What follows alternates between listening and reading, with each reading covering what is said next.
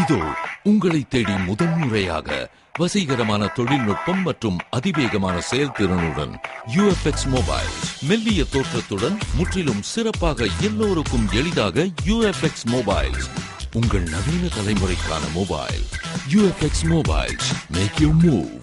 For the very first time coming your way is an irresistible combination of speed, style and technology. UFX Mobiles, exceptionally sleek, totally advanced, and now the phone that everyone can afford to touch. Your next generation mobile. UFX Mobiles make you move.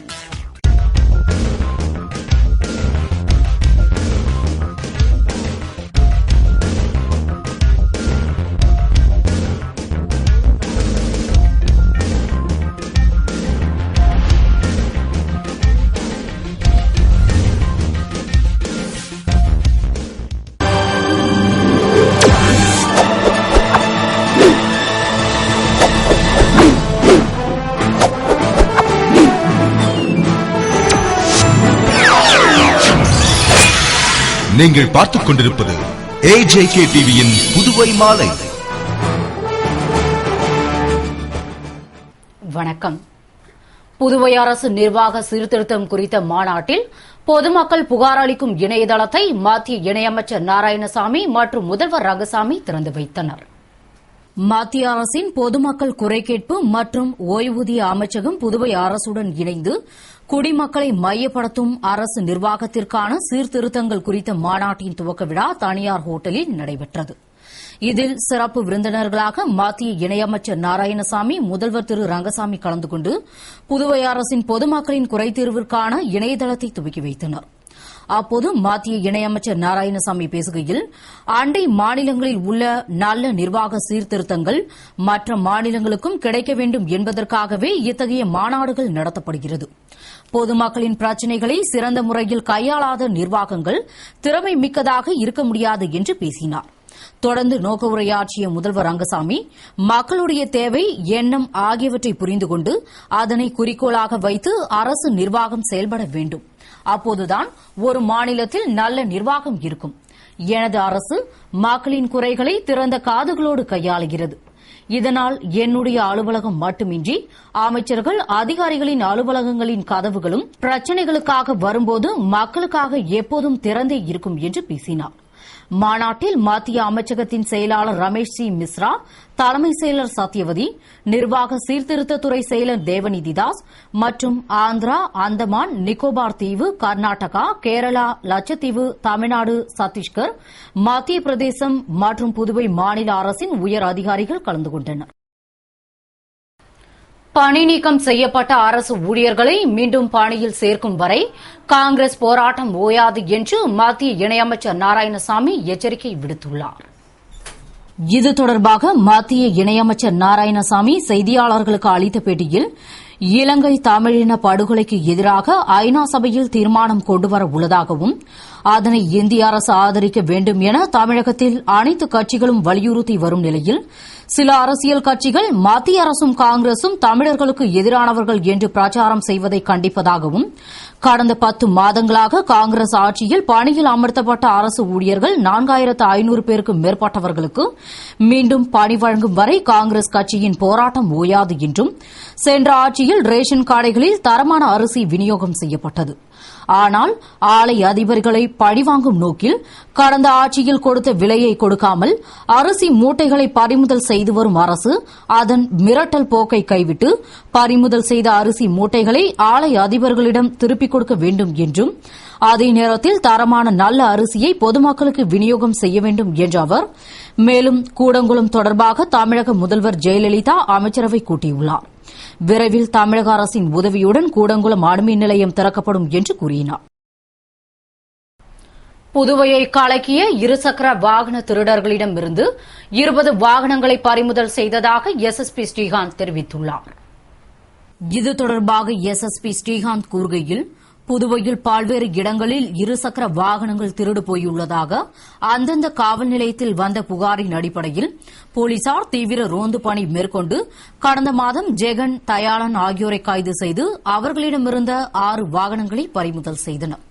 மேலும் முக்கிய இடங்களை குறிவைத்து 5க்கும் மேற்பட்ட கும்பல் வாகனங்கள் திருடியதை போலீசார் கண்டுபிடித்து திருடும் கும்பலை பிடிக்க தீவிர முயற்சி மேற்கொண்டு தமிழகத்தின் பல்வேறு பகுதிகளில் முகாமிட்டு தேடினர்.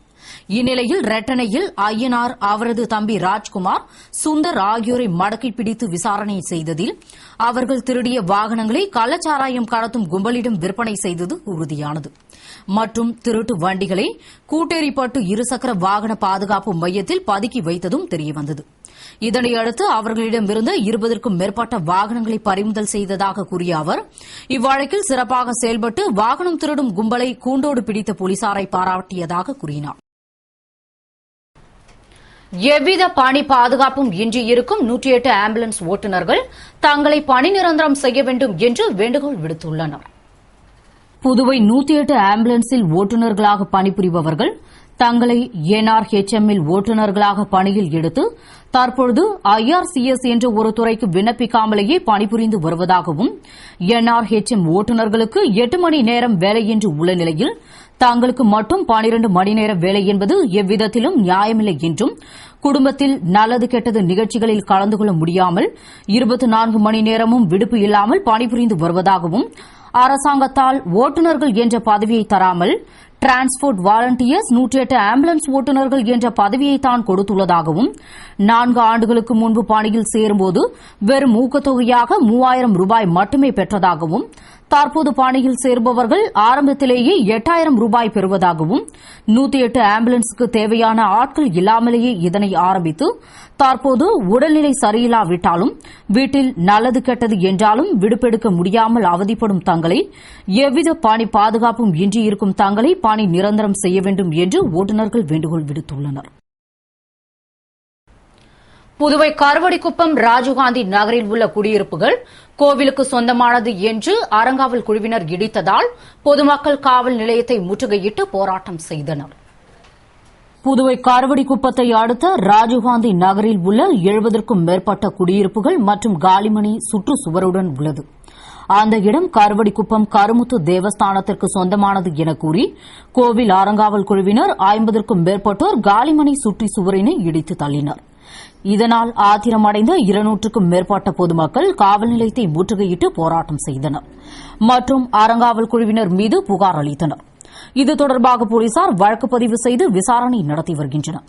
இதுகுறித்து குடியிருப்பு நலச்சங்கத்தினர் கோவிலுக்கு சொந்தமானது என்று கூறப்படும் இடத்தை 1990ஆம் ஆண்டு மனைகளாக விற்கப்பட்டபோது வாங்கி வீடு கட்டி 20 வருடங்களாக வசித்து வருவதாகவும், தற்பொழுது 5 காலி மனைகளை உள்ள நிலையில் சுற்றுச்சுவர்களை இடித்து தரைமட்டமாக்கியதால் குடும்பத்தோடு வசிக்கவே பயமாக இருக்கிறது என்று தெரிவித்தனர். அதேபோன்று அறங்காவல் குழு நிர்வாகிகள் கூறுகையில், பத்திரப்படியும் தற்போதுள்ள பட்டாப்படியும் அந்த இடம் கோவிலுக்கு சொந்தமானது. ஆண்டாண்டு காலமாக தேவஸ்தானத்தின் உரிமையிலும் அனுபவத்திலும் இருந்து வரும் நிலையில் சிலர் ஆக்கிரமிப்பு செய்து சட்ட விரோதமாக கட்டிடம் கட்டிவிட்டனர். மேலும் அந்த இடத்தில் புதிய வீடு அல்லது மதில் சுவர் எழுப்பக்கூடாது என்றும், பதிவு செய்யக்கூடாது என்றும் நடைமுறையில் சட்டம் இருந்தும் மீண்டும் ஆக்கிரமிப்பு செய்துள்ளதால் அதனை தடுத்து நிறுத்தியதாகவும், அத்துமீறி ஆக்கிரமிப்பு செய்தவர்கள் தண்டிக்கப்படுவர் என்றும் தெரிவித்தனர். புதுவை கருவடிக்குப்பத்தில் கோவில் இடத்தை ஆக்கிரமித்து வீடு கட்டியதாக கூறி சேதப்படுத்தியவர்கள் மீது நடவடிக்கை எடுக்க வலியுறுத்தி அப்பகுதி மக்கள் முன்னாள் முதல்வர் வைத்திலிங்கம் தலைமையில் கலெக்டர் அலுவலகத்தை முற்றுகையிட்டு போராட்டம் செய்தனர். புதுவை கருவடிக்குப்பத்தில் ரங்கநாதன் என்பவரிடம் கிரயம் பெற்று 20 ஆண்டுகளாக வீடு கட்டி வசித்து வரும் மக்கள் அந்த இடம் கருமுத்து மாரியம்மன் கோவிலுக்கு சொந்தமானது என்று கிரயம் பெற்ற மனைக்கு பணம் கேட்டு துன்புறுத்துவதாகவும், மேலும் காலி மனைகளில் போடப்பட்ட மதில் சுவர்களை இடித்து தரமட்டமாக்கியதாகவும், எனவே சேதம் ஏற்படுத்திய நபர் மீது நடவடிக்கை எடுக்கும்படி கோரி கலெக்டர் அலுவலகத்தை முற்றுகையிட்டு போராட்டம் செய்தனர். தகவல் அறிந்து அங்கே வந்த முன்னாள் முதல்வரும் எதிர்க்கட்சித் தலைவருமான வைத்திலிங்கம் அவர்களுக்கு ஆறுதல் கூறி பாதிக்கப்பட்டவர்களுடன் கலெக்டரை சந்தித்து மனு அளிக்க சென்றபோது அங்கு கலெக்டர் மற்றும் சப் கலெக்டர் இல்லாததால் அதிகாரிகளிடம் மனு அளித்துவிட்டு சென்றனர். இதனால் அப்பகுதியில் பெரும் பரபரப்பு ஏற்பட்டது. புதுவையில் வாய்க்காலை மூட போடப்பட்ட இரும்பு கம்பி வலைகளை திருடிய 3 பேரை போலீசார் கைது செய்து சிறையில் அடைத்தனர். புதுவை நகராட்சி சார்பில் அமைக்கப்பட்டுள்ள வாய்க்கால் கழிவுநீர் ஓடைகளை மூட வைத்திருந்த இரும்பு கம்பி வலைகளை ரோடியர் மில் அருகே 3 வாலிபர்கள் திருடிச் சென்றனர். அப்போது ரோந்து பணியில் ஈடுபட்டிருந்த உருளையன்பேட்டை சப் இன்ஸ்பெக்டர் பவித்ரன் தலைமையிலான போலீசார் கையில் இரும்பு கம்பி வலைகளுடன் சென்ற 3 பேரையும் மடக்கி பிடித்து விசாரித்ததில் அவர்கள் முன்னுக்கு பின் முரணாக தகவல் கூறவே தீவிர விசாரணை நடத்தியதில் அவர்கள் ஆட்டுப்பட்டியைச் சேர்ந்த ஐயப்பன், தமிழரசன், அசோக் என்பதும் 50 கிலோ எடையுள்ள இரும்பு வலைகளை திருடி விற்க முயன்றதும் தெரியவந்தது. உடனே அவர்களை கைது செய்து நீதிமன்றத்தில் ஆஜர்படுத்தி சிறையில் அடைத்தனர். புதுவை கப்ஸ் கோயில் புதுப்பிக்கப்பட்டதை முன்னிட்டு மறைமாவட்ட பேராயர் அந்தோணி ஆனந்தராயர் தலைமையில் சிறப்பு திருப்பலி மற்றும் மந்திரிப்பு நிகழ்ச்சி நடைபெற்றது. புதுவையில் 300 ஆண்டுகளுக்கு முன்பு கபூச்சியன் என்ற மதபோதக பிரெஞ்சு குருக்களால் உருவாக்கப்பட்ட கப்ஸ் கோவில் என்று அழைக்கப்படும் சமணசுக்களின் ராக்கினி ஆலயம் 157 ஆண்டுகள் பழமையடைந்து விட்டதால் பழமையடைந்தது. அதனை பழமை சிறிதும் மாறாமல் காண்போர் வியக்கும் வண்ணம் புனரமைப்பு பணி செய்யப்பட்டு புதுப்பிக்கப்பட்ட ஆலயம் மந்திரிப்பு விழா மற்றும் சிறப்பு திருப்பலி நடைபெற்றது. விழாவிற்கு கடலூர் புதுவை மறைமாவட்ட பேராயர் அந்தோணி ஆனந்தராயர் தலைமையேற்று புதுப்பிக்கப்பட்ட கட்டிடத்தை திறந்து வைத்து சிறப்பு திருப்பலி நடத்தினார். பிரெஞ்சு ஹெரிடேஜின் இந்தியா தலைவர் பிரான்சிஸ், வியாஸ்பில் மெய்சன்ஸ், பிரான்சியஸ் நிறுவனர் பிலிப் அமிஸ்டியூ, பேட்டி மோயன், பாண்டிச்சேரி தலைவர் சார்லஸ் ஆகியோர் சிறப்பு விருந்தினராக கலந்து கொண்ட விழாவிற்கான ஏற்பாடுகளை பங்கு தந்தை மைக்கேல் ஜான் தலைமையில் பங்கு பேரவை பங்கு மக்கள் செய்திருந்தனர். புதுவை ஏஎப்டி அனைத்து தொழிற்சங்கத்தினர் பிஎஃப் கடன் பெறுவதில் காலம் தாழ்த்தும் சூழ்நிலையை மாற்றி கடன் பெற்றிட நடவடிக்கை எடுக்க வலியுறுத்தி பேரணியாக சென்று பிராவிடன்ட் ஃபண்ட் ஆணையரிடம் மனு அளித்தனர்.